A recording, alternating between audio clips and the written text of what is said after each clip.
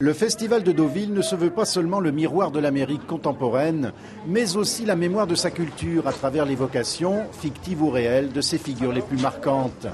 Celle d'Orson Welles, par exemple, dont le génie précoce a bouleversé pour longtemps le théâtre et le cinéma.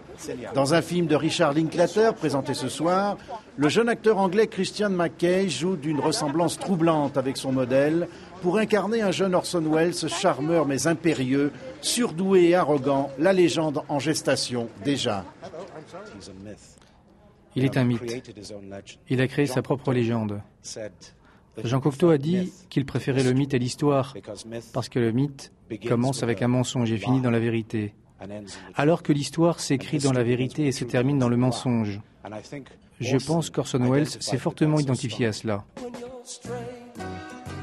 18 ans après la fresque lyrique d'Oliver Stone, c'est un documentaire signé Tom DiCillo qui fait revivre un autre mythe américain, les Doors et leur charismatique leader Jim Morrison. « 85 minutes d'archives, pour la plupart inédites, qui nous ouvrent le monde parfois dangereux d'un artiste brillant et scandaleux. »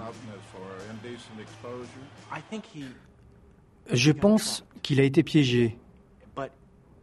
Et la raison pour laquelle il a été piégé, c'est parce qu'il recherchait la perfection. Il était sexy.